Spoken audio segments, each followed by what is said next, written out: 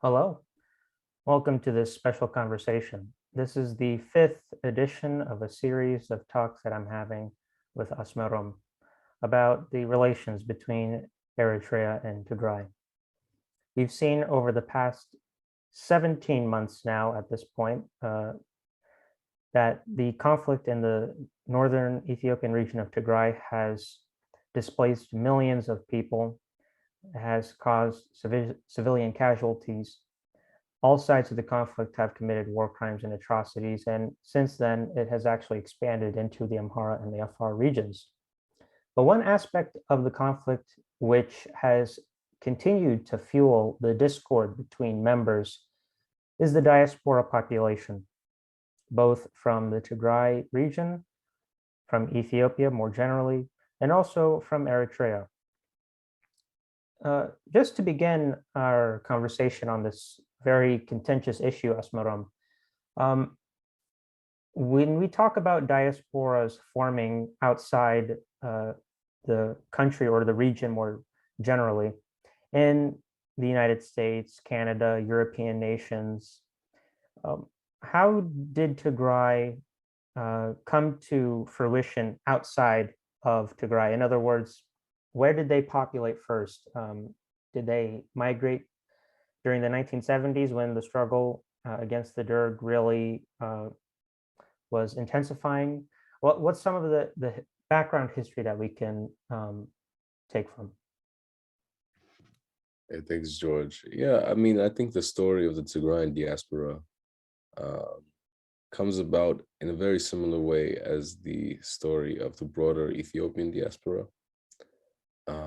We often talk about the 1970s and the overthrow of the imperial regime as one of the turning points that has caused mass emigration from Ethiopia and Eritrea. But many Tigrayans actually emigrated from the country before that. As you know, the imperial government of Haile Selassie desperately needed civil servants and educated folks um, to assist in the country's development, as it was quite backwards, even in African standards. So his government often sent many hundreds, if not thousands, of Ethiopian students to foreign countries such as the UK and the US. And Tigrayans were very much part of that phenomenon. Personally, in my life, I know at least of two Tigrayan elders who actually studied abroad as teenagers and as college age youth in a similar program. Uh, One under the Derg regime in the former Soviet Union, and one in Eastern Europe, I think, under the imperial government. So the story is not very divergent from the broader Ethiopian population. And as you know, the turmoil that came about of the Derg's rise to power, um, and how many people were forced to flee, and many people who did go to these study abroad programs simply never returned. The political situation in the country was just so tumultuous. People decided to stay where they were and to become citizens of the places that they inhabited. The emigration, of course, as I said, increased when the new regime came into place and conducted what is now known as the Red and White Terrors. Um, I think that is the beginning of the story of the Tigrayan diaspora. Uh, is it similar in the Eritrean case, or how does that work? Well, in modern history, the Eritrean diaspora really formed itself uh, through the liberation struggle. Over time, members of the Eritrean population that uh, resisted Ethiopian rule formed themselves in such a way to uh, organize and also to mobilize the population in such a way that they could create a formal resistance, essentially a formal institution that would be able to advocate for Eritrean independence. So it's really, I would say, the diaspora started off in that manner. Two really important countries when it came to that aspect of the formation of the opposition to Ethiopian rule was Sudan and Egypt. One of the very first congresses of the ELM, the Eritrean Liberation Movement, was held in Cairo. And at that time, in the late 1950s, 1960s, Eritreans, mostly of, I would say, the Tigray persuasion, really were adamant in terms of having Eritrea become an independent country. I'm not saying they were the only ones, but they seemed to be one of the spearheads when it came to organizing Eritreans in order to establish a common front. The reason why this history is so relevant to the topic of the formation of the diaspora is because over time, as Eritreans were fighting on behalf of the independence campaign, people had to move out in order to sustain the families, in order to maintain their livelihoods outside. As you mentioned, there were students who received scholarships from Addis Ababa University on behalf of the empire. And they wanted to continue their education and their scholastic work in some way, because even within the areas that we know now of as Eritrea, there just wasn't a mechanism for education without the threat of war. So people fled as a result of that, mainly children and young women that needed to protect the Eritrean family. And as we go into like the 70s and the 80s, you see more people leave in order to connect back with those who were in the bush. So one thing that's really, since we're in North America, in the United States, one thing that Eritreans in the diaspora did at the time was establish a national chapter of a broad coalition of different groups that were advocating for Eritrean independence. I think the acronym stood for Eritreans for Independence in North America. It was an acronym of that adage. And so that's really where the history of the Eritrean diaspora formation began. It really was driven by war, to flee in order to protect the family and also to protect the Eritrean people, because even if most people in the struggle died, we would still have a population that would be able to continue the generations of Eritreans in the future. So that's really my brief history, I would say, of how the population outside of Eritrea formed. Of course, since that time, it's been driven by many other issues that are not just about war and conflict, although that is a contributing factor. Most of it is due to the domestic policies of the current regime of the PFDJ. As you know, the national service, which is indefinite and permanent fixture of the state, has driven people out. It's not that Eritreans are going into the diaspora, into the so-called Western world to look for economic opportunities. Eritreans are desperately seeking relief and refuge from the dictatorship that is persecuting them because of the fact that there's a so-called threat among the border, which we can discuss perhaps later.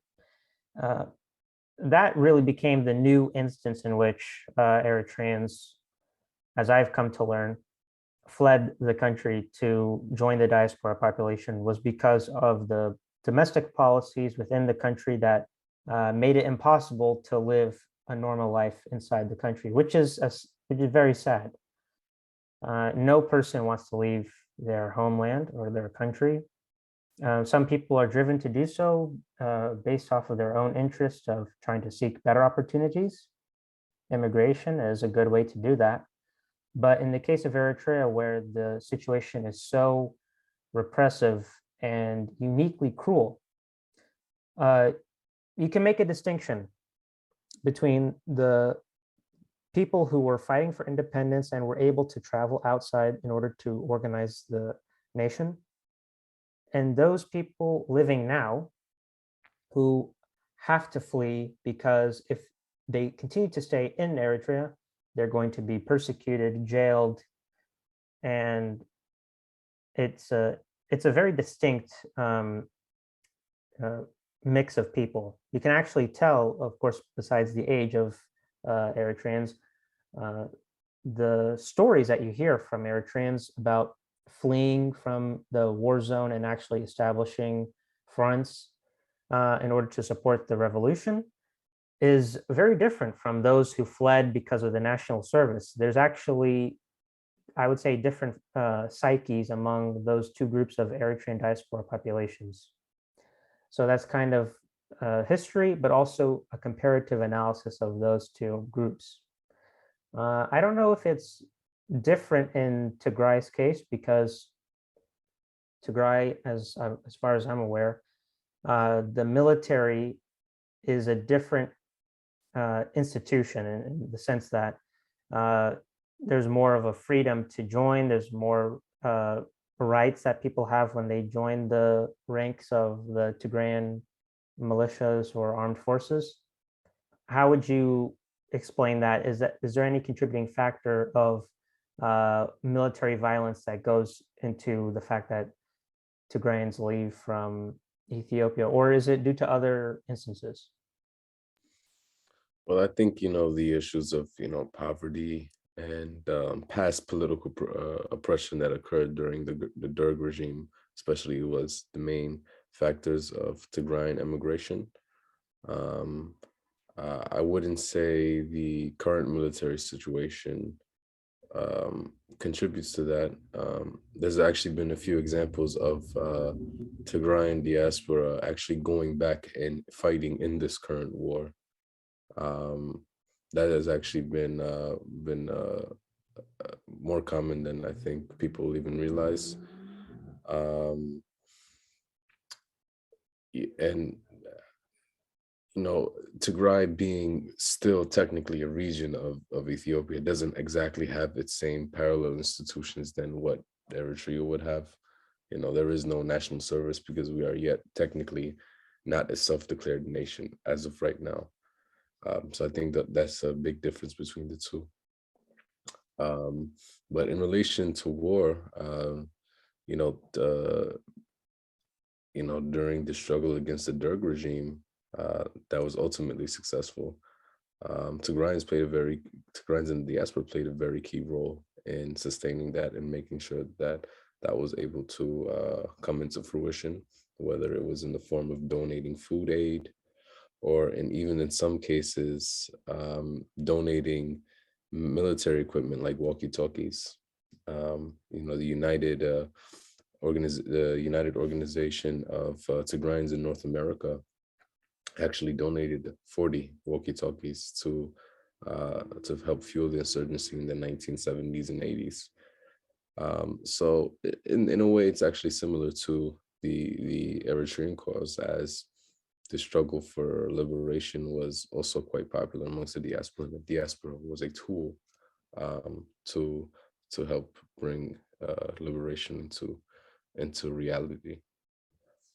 Um, but what do you see as the current political leanings of the diaspora? From what I've seen, it seems like the PFDJ happens to be more popular amongst Eritreans outside of the country rather than within it. Is there any truth to that? And what do you have to say about that? As an institution, the PFDJ does not necessarily exist the same in the same manner that it does outside of Eritrea. It's really mystifying. I would say that those who serve within the ministries of government, uh, people who for years have served under the uh, dictator Isaias Afwerki, um, they don't have any formal training in terms of how to be a skilled politician or a diplomat or a statesman. These people were the remnants of the Eritrean People's Revolutionary Party that came out of the EPLF as a secret organization that was essentially organizing the front. Those people who ended up becoming a part of the PFDJ used that party as a weapon to eliminate dissent in Eritrea first, and then to mobilize Eritreans secondly. The way they mobilize Eritreans is actually, I would say, very similar to the way that they mobilized Eritreans during the struggle. The difference is the message is much more harsh. It's also much more hypocritical. During the struggle, there was so many things to support when it came to the fighters in order to achieve Eritrean independence. But even in that time, you could already see that tolerating other opinion was not something that was in the political culture of the EPLF, or even just in the Eritrean political space in general. The most famous example of this is when they kicked the ELF out into Sudan in the 1980s. I think actually in 1980. There are also very infamous incidents such as Menka, Yamin, these leftist and rightist extractions of dissidents through the executions of people who had spoken up against the leadership.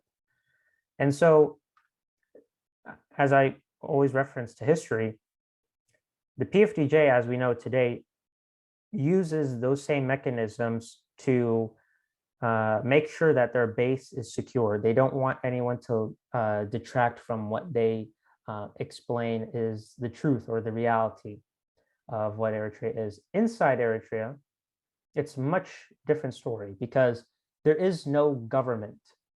It's just, I would say it's a group, an amorphous amalgam of people that just do things in the name of representing Eritreans, even though that's completely false.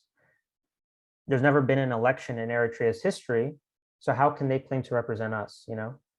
There's a very famous saying, taxation without representation. The expatriation tax is a mandatory obligation that Eritreans are essentially burdened into paying the regime, unfortunately, in order to keep their property. They use those funds as a way to pressure the Eritrean diaspora and also to extract finances in order to continue to build their operating system. And I would say that the PFDJ uses the diaspora as I said, a weapon or as a tool in order to establish their foothold within Eritrea. There's no other political opposition or any group that can voice their opinion about the matters of the country. So in a sense, I would say the PFDJ operates similar to the EPLF in the way that they mobilize their own supporters. They have mass gatherings, they have organizations, they have these kind of groups that advocate for Pan-Africanism, women's rights. These are really just facades. They're not allowed to go outside of the party line. Maybe one example that I could state just briefly to illustrate this point. After Eritrea became an independent country, ex-women fighters who wanted to establish daycares around the city square were not permitted to do so because the National Union of Eritrean Women was run by the party, and they simply did not allow them to establish independent facilities to take care of children. So this is just one example of the way that the Eritrean PFDJ regime uses the population as their pawns. They kind of mold them into conformity. The TPLF have been accused of doing the same thing. I'm not sure to what extent they've done so. You could probably answer this better than I could. Um, would you say that based off of my answer and based off my explanation, is that the same mechanism that the TPLF uses in order to organize Tigrayans? Do they respond well to other political opposition such as Salsai Wayane, Baytona, TIP? How would you reflect on those topics? Well, I think in the diaspora context, Tigrayans are definitely afforded more freedom. Again, our situation of not actually being an independent country, at least yet, contributes to that. Um, you know, I do think in the Tigrayan diaspora, there is definitely more widespread support for the TPLF than it is in Tigray. So I think that's something that is similar in both of our cases, where the ruling party from where we hail exerts and has more popularity amongst the diaspora.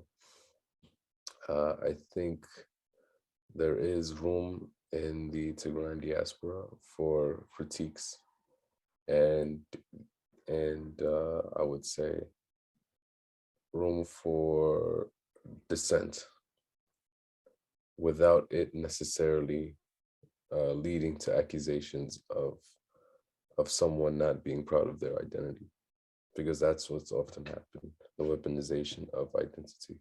If you don't support this group, if you don't support this party, you're not really from where you say you're from.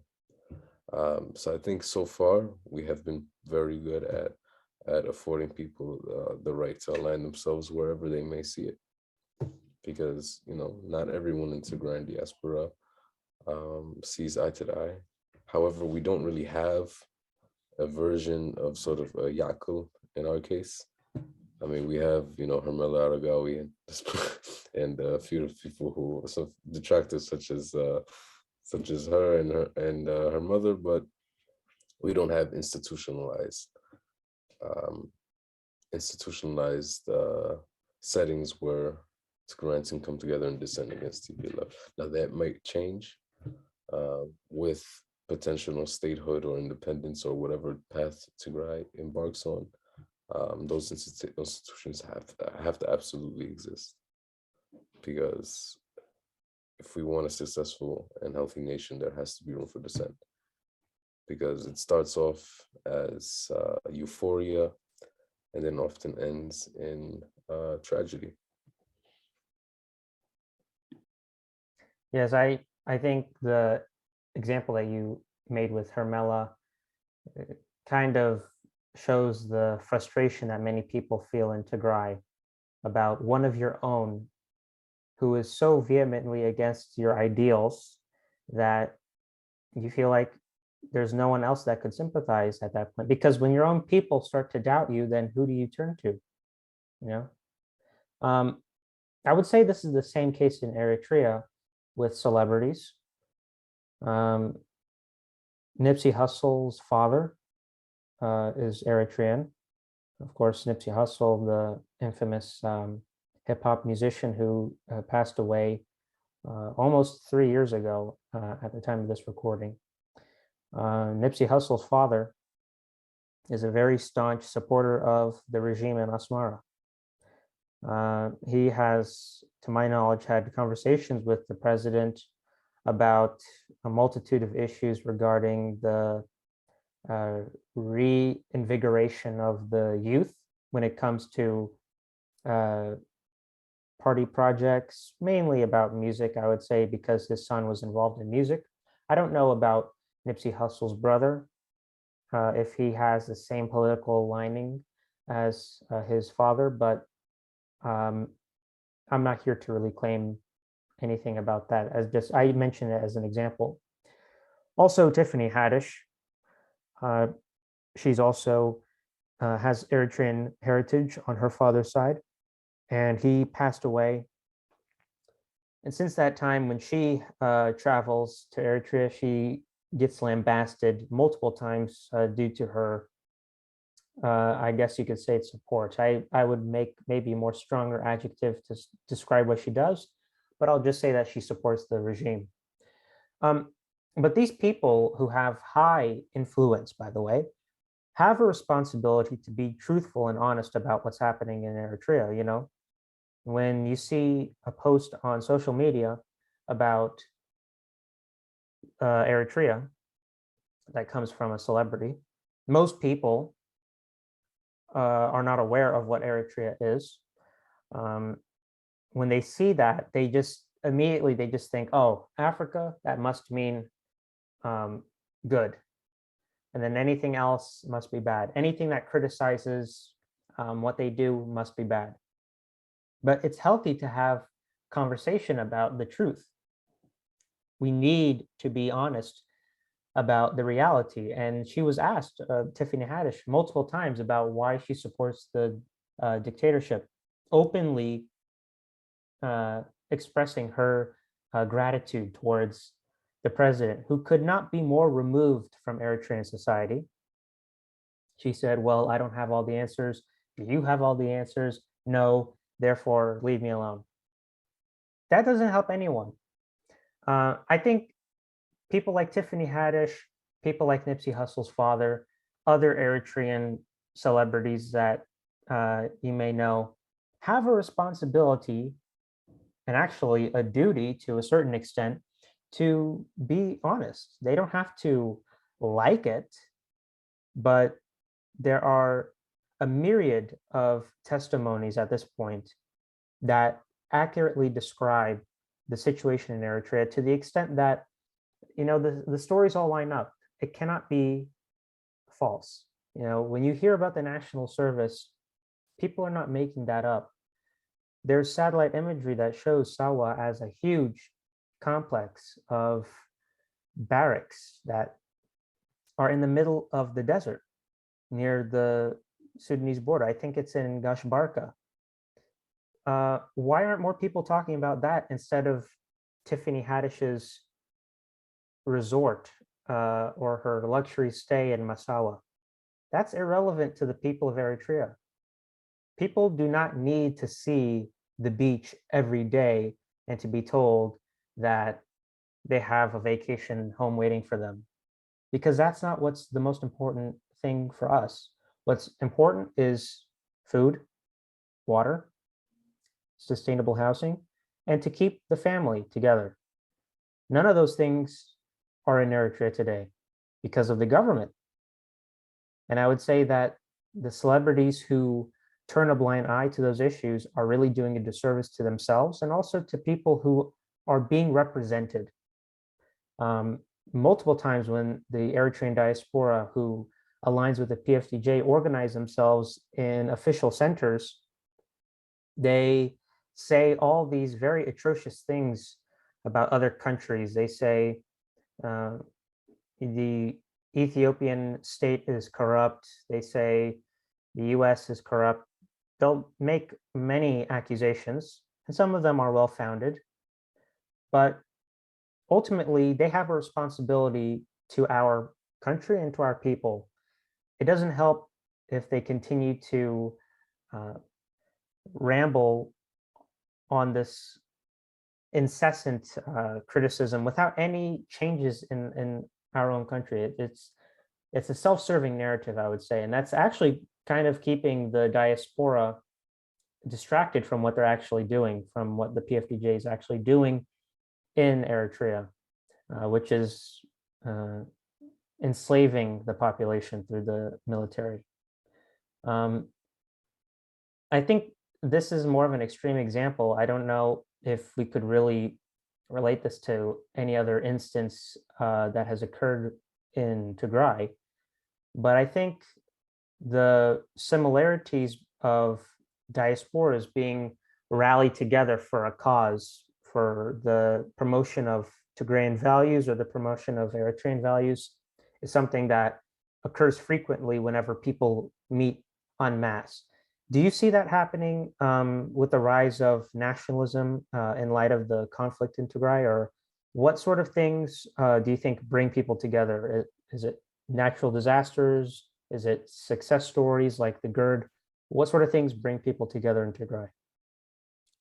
I have to say, and this is regardless of what anyone's political leanings might be, the way that the Tigrayan diaspora has stepped up and united um, upon this war, I've, I'm at a loss of words. I mean, we have done so much in terms of protesting and fundraising and getting to know each other more because we were a part of the broader Ethiopian community and very much involved in that in the country as a whole, not just Tigray. I mean, as you might recall, you mentioned the GERD. When the GERD was first founded and when the project first kicked off under, the TPLF godfather, Meles Zenawi, um, who initiated the project. I mean, I don't know what else you can say about it, but who initiated the project. I mean, everyday Tigrayans, not only in Tigray, but also in the diaspora, uh, provided purchase bonds for the project disproportionately, while many other Ethiopians in the diaspora and inside the country itself sort of scoffed at the idea of the dam itself. There was one commentator who referred to it as a white elephant, who is now rabidly in support of the project. Um, so I think the energy and the investment that we've been giving Ethiopia as a whole, as a diaspora, has now started to divert itself into Tigray, and I think we're seeing the results of that. I mean, the way that the youth are being, politically engaged, and this is irrespective of what you feel about the situation. One thing that I think many people outside of our community are in awe at is our unity. And although the Tigrayan diaspora is not as large as other diasporas, and it's also very hard to get account of because we're still technically Ethiopian, so we're still under that category. Uh, but I'd say that this conflict has really opened our eyes and hopefully can serve as a lesson and a template in the future. If we're able to be this united during times of distress and war, hopefully this can contribute to our development. So I have to say, I'm just proud of the diaspora and what we've been able to do. It's an Um, unintended consequence, I would think, that the Ethiopian government tried to divide people, saying that the TPLF is a terrorist organization or a group that does not represent the interest and values of the Tigrayan people. And I'm sure there are many people in Tigray who feel that way, but war has completely superseded that issue. And I think, as you said, there's a lot of inspiration that we could draw from in terms of responding to the humanitarian crisis in Tigray. Absolutely. So I would also maybe add, uh, I wish the solidarity was as strong in the Eritrean context. And I would say that to a certain extent, there are issues that we are very unified about, maybe not for the right reason or maybe for the same reason. One issue is refugees. A lot of Eritreans support Eritrean refugees, even some who are more aligned with the government, oddly enough. You would think they support the group that is turning them into refugees, which is hypocritical. But they support Eritreans, which is the overall point. The actual PFDJ does not. They've come out and they have admitted the PFDJ is not interested in helping Eritrean refugees. They don't even recognize them as Eritreans. Sophia Tesfamariam said that those who had drowned around Lampedusa were not Eritrean. They were African economic migrants. And their TV broadcast didn't even touch on the topic until about a week later. And they didn't even say that they were Eritrean in that initial report either. So refugees is a contentious issue because it does rally people around the fact that we're all Eritrean, but is it for the right reasons? You know, people who are against the government, who are against the regime, support refugees because it's the right thing to do. That the military service has corrupted society in such a way where we feel the need to accept them, to advocate on their behalf, and to make sure that they're safe, and to know that those who had committed atrocities against them cannot do so anymore when they've left the country. Those who support the government and also support refugees are doing it clearly out of self-interest, and they don't really have any motivation outside of looking respectable to actually do something about the refugee situation. So they've proven that they cannot be trusted in that regard. I don't know if it's the same way with refugees in Tigray, and I know that Tigray civilians sometimes when they leave the country that they claim Eritrean asylum, as they kind of lie about not only where they're from, but why they're leaving as well. They know that Eritreans have a high acceptance rate when it comes to asylum in Europe. Is that also an issue that Tigray has to deal with? It's more of a sensitive topic, but I think it's valid to bring up. It might actually deter the narrative that the political parties in Ethiopia have been trying to discuss over the past couple of decades. I think the bulk of, I mean, before the war, obviously, but the bulk of the Tigrayan who flee the country, they often go to Arab countries, namely Saudi Arabia, precisely because them not being Eritrean. I mean, Eritreans are much more able to go to places like Germany and other parts of Europe and Canada uh, through the asylum process. Now, given the fact that the human rights situation in the Tigrayan case was not so dire that they would be granted that same process, a lot of the times they would go illegally to Arab countries where the process isn't there and they're just doing very menial jobs, and it's totally illegal technically, and they live undocumented lives. But you know, in the context of this war, there's over 70,000 Tigrayan refugees in Sudan right now. They've become their own community, their own diaspora, and the diaspora in the non-refugee diaspora in places like the United States have actually done a lot to support those refugees in Sudan. Few cases, even people that I know in my personal life have actually gone to Sudan and visited these refugee camps to interact with and to speak to these Tigrayan refugees who fled the conflict, and we've been able to do a lot to support them over there as well. So I think this war has definitely, I guess, highlighted the plight of Tigrayan refugees in a way that previously was not. So a lot of this war obviously is horrible, but a lot of hidden blessings, you know, unity and awareness for new issues that we previously didn't see before. Um, in that respect, I would say. Yeah, it's brought out the best in people, it's brought out the worst in people. And I think we are hitting an inflection point when it comes to the diaspora population, because you would think that after 30 years of complete rule, the PFDJ in Eritrea would realize that they are not wanted anymore. They were never wanted to begin with, but even now it's just built like a crescendo. But unfortunately, they are very good at utilizing certain phrases and also establishing their online presence in such a way to discredit people.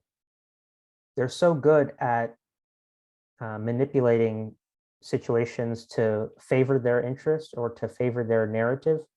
It's just upsetting because they lie and no one in Eritrea is able to challenge their lies or their fabrications. Of course, the differences and the rivalry between Eritrea and the Tigray region go back decades, but that shouldn't mean that our people hate each other. That should not mean that our people should be in relentless competition with one another. It shouldn't mean that we abstain from even speaking to one another. So the PFDJ is very good at mobilizing. I keep going back to this theme of coalescing all of the Eritreans that they can find together around the common identity that we all happen to share. But I would say I have more in common with my neighbor, who may not even be from Africa, than someone who supports the regime, simply due to the fact that people who are not within my family acknowledge the suffering and the pain that the country has gone through. I've had many conversations with people who never even heard of Eritrea before they met me. And I would say in every scenario that I've been in, they look up facts about the country. They watch a documentary about the situation inside when it comes to human rights. When I talk to an Eritrean about that, it's a hit or miss. Sometimes you get very lucky and you get to speak for hours about the nuances within the national service, the fact that there are actually ways that they can recruit children. You know, a lot of detailed conversations I can have with Eritreans, but also at the same time, I meet resistance of this notion that Eritrea is a troubled state when it comes to the political situation. They don't want to hear any of that. All they want to hear is Eritrea is good. Eritrea, there's no problems. Everything is perfect. If you say anything that's outside of the line, then you are something else. That's not healthy for our community because we cannot grow as a population. We're not able to have new thoughts. It keeps us stagnated. And I don't know to what extent that this happens in other parts of Africa, but in the Eritrean case, we can see for the past 30 years or so, there is no room, there is no vehicle to allow dissension or other topics that may not necessarily be criticism to exist. The ways in which the regime have clamped down on the society have been absolutely devastating because they know that if Eritreans were educated about their history, they know that if Eritreans actually stood up for themselves and were able to feel empowered, then the PFDJ would lose. They're a paper tiger. Really, there's nothing to it. People, I know, people in Eritrea would stand up and fight the regime if they could. The problem is they've been conditioned to fear them so much that they can't even trust their own brother or their own sister. And I think this is a very serious psychological crime that has been committed. That's really weakened the unity, I would say. We may share a nationality, but do we share the same goals? Do we share the same heartfelt attitude when it comes to the situation in Eritrea? We don't, because the regime is literally operating under a different set of facts, alternative facts. President Trump loves to say alternative facts or fake news. I mean, they're living in their own fantasy is the point I'm trying to make. They won't acknowledge anything that's outside of their little box. And it's just a shame. I really am worried that the diaspora may not be able to combat this new era of disinformation that we're seeing online. But I also have hope that the institutions outside of Eritrea that advocate on behalf of Eritreans will be able to have their own ways to organize people in order to educate others who may not have been aware about the situation in the country to do something, whether that's to write a letter to their congressman, whether that's to make a call to their senator. I think it's really important. Coming back to maybe more of the fundamental aspects of the diaspora populations between Eritrea and Tigray, what do you think are aspects of the Tigrayan population that make it distinct from other populations? I spoke in detail about the key points that Eritreans have that make them distinct from other populations when it comes to their diasporas? What makes the Tigrayan population unique from other populations in Ethiopia and also just in general? I think what makes us unique is sort of the abrupt nature of the rupture between Tigrayans and other Ethiopians, and how quickly that happened, and how quickly we've been able to form our own institutions. I mean, here in the United States, there are already several, in at least two cities, one I think in Chicago and one in Philadelphia, where there are Tigrayan Orthodox churches now. That was something unheard of maybe a year or 2 years ago. But the abrupt nature of how our relationship with Ethiopia's state, and unfortunately against many Ethiopians, I mean, there's a lot of sort of divorces and the end of very long friendships as a result of this war in the diaspora. People I know personally are not able to look some of their neighbors and their friends in the eyes anymore based on their views on the conflict. So I think the sudden change and how we've been able to adapt to that change, I think makes us unique. And as this war continues, and even if this war ends today, the rupture is still going to be there. And I'd like to imagine that it won't necessarily heal itself, that this is something permanent and in the long run. Um, so I think that's what makes us unique. Do you think there's anything that contributes to this abrupt nature that you speak of? There's obviously online conversations that take place, but also something that's really important is media. Um, the situation of media is very distinct, I think, between Eritrea and Ethiopia. Ethiopia is a developing country in the sense that they are a fledgling democracy trying to establish the basic tenets of a rule of law. And in doing so, they have to allow people to speak their minds through newspapers, television, radio broadcasts. And we've seen that actually decline. I think in 2021, one of the countries that arrested the most amount of journalists was Ethiopia. So, press freedom and media is really important in order to maintain um, that aspect of accountability in Ethiopia. Whereas in my country of Eritrea, there is absolutely no media at all. It's just Eri TV is just another mouthpiece of the PFDJ Ministry of Information. It's just a way for them to state their propaganda. What do you think in the Tigray case is important to emphasize when it comes to disseminating diaspora information? Do you think that platforms from Tigray are in a position to be responsible for what they put out? Uh, to what extent do you hold them accountable, and what would you say about the role that they have in the conflict? I think diaspora media has really also reaped the, I guess, unintentional benefits of the conflict even starting.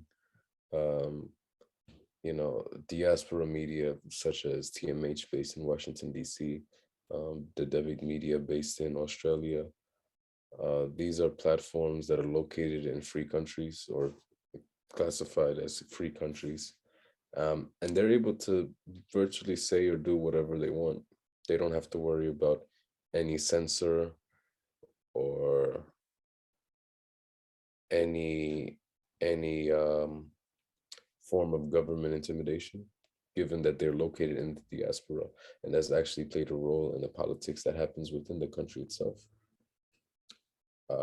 Diaspora media, especially TMH, happens to be very popular within Tigray itself, which is, I guess, a bit ironic. A platform that is marketed towards Tigrayans who live outside of Tigray, being very popular to Tigrayans in Tigray, is I think is here to stay, quite honestly.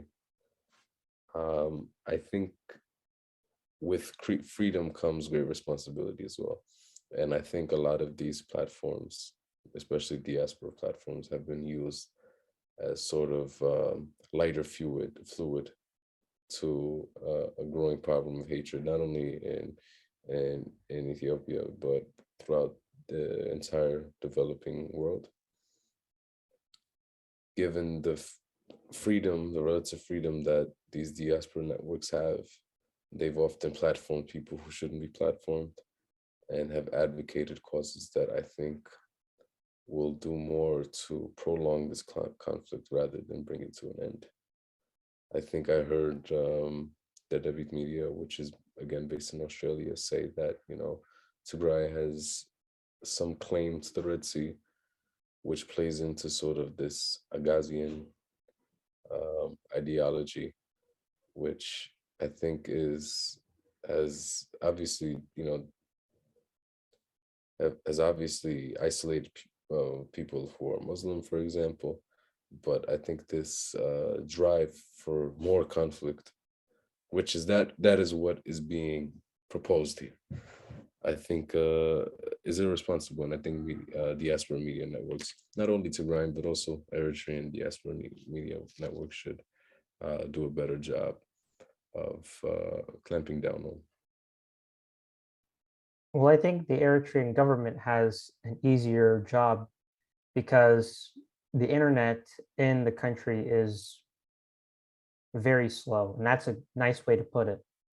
There are internet cafes that people can use, but I'm not sure if it's even possible to get basic access to outside information, just due to the fact that the Eritrean government relentlessly insists that anything that isn't published by them must be fake news or some sort of warped version of a news story. Eritrean media in the diaspora, however, is very mixed, I would say, especially since the beginning of the conflict, because they have essentially polarized the population between those who are sympathetic towards the Tigrayan view and those who are not, because of what happened in the border war era. And I think that's really important to note. The issue of bad May has persisted in Eritrean politics since the end of the war in 2000.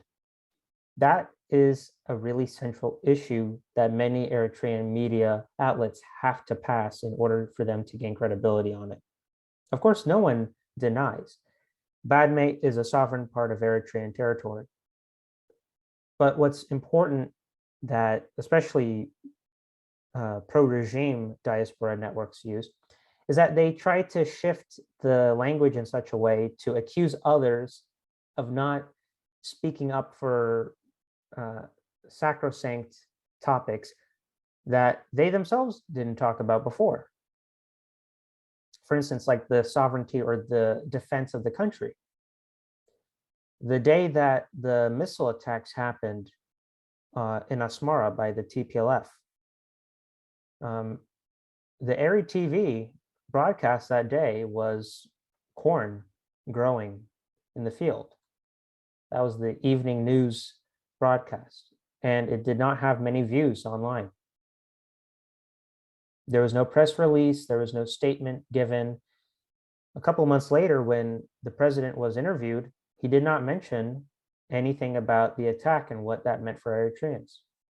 You know, in the United States, we get breaking news about shootings and other massacres that occur due to the high importance that it has for the safety of our population. Even on our telephones, we get Amber Alerts about possible kidnappings as well. Where were the pro-Eritrean regime supporters at that time? If they can't even accept the fact of Eritreans being involved in the war in November of 2020 until 5 months later, when they tacitly admitted that they may have had some troops along the border. I'm using this example to really illustrate the fact that the Eritrean media that supports the regime does so not to provide information, but to further propagate narratives that the Eritrean government wants in order to keep their base distracted. Many times you'll see music videos or Gwaila festivals that promote war. They're very bellicose in rhetoric. They don't often talk about peace. They just keep insisting and hashing on Eritrean independence, Eritrean revolution. The enemies are watching. That's really what the Eritrean diaspora networks are used as an instrument of control. And I think that really wraps up what we've been talking about, is that the governments of the Horn of Africa are looking closely at the diaspora in order to shape the way that they are looked at. That's really important to them because they don't really give a voice to people inside their own regions. Tigray, of course, has elections. They do have a set establishment of democracy, but it isn't really free. People are not really allowed to vote for other parties without consequences. In Eritrea, there is no voting, period. So the media, I think, is part of the wider problem or the issue of control, control over people's lives and livelihoods, and telling them that you shouldn't think for yourself. You should just listen to what we have to say. We will tell you everything you need to know. Kind of like how the EPLF operated in the field. You know, the ELF had their own ways of pursuing war. They had their own ideology, they had their own missions that they wanted to contribute in order to establish Eritrea as a country.